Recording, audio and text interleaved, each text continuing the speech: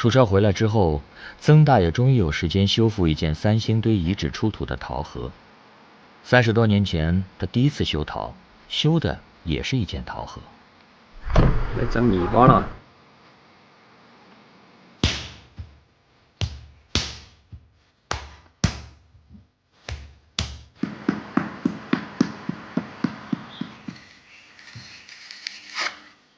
残缺部件的所有数据似乎就在曾大爺眼前。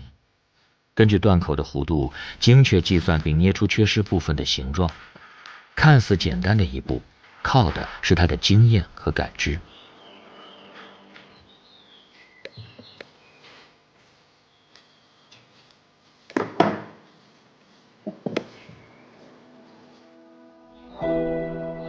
至于盒足到底要修多长，全凭殘留的足尖来判断收口。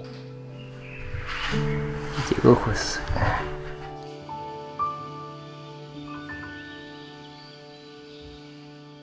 跟着那個形象吧，他的腳的形象嘛。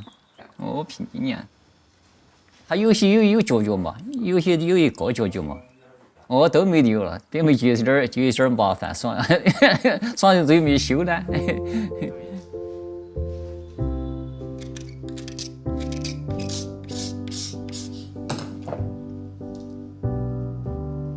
等石膏晾乾，要把泥胎一點一點全部掏出，因為泥巴還要重複利用，不能浪費。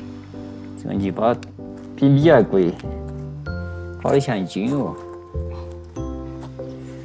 隨便200塊的。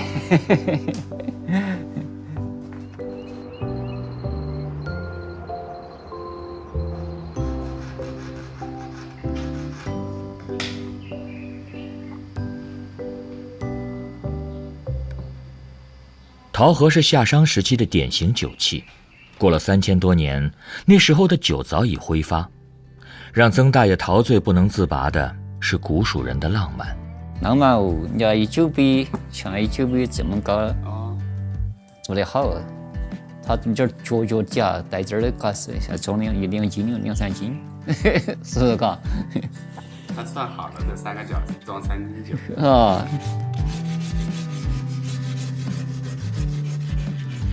這些最簡單的設計，有着最樸素的智慧。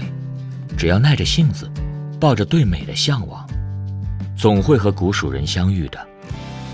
你不是太非凡的人，不是，搞個東西，要把它整得漂漂亮的，哎，拿去，就是你高興，愛好這個修這個的，才把想着嘛弄好嘛，修好嘛。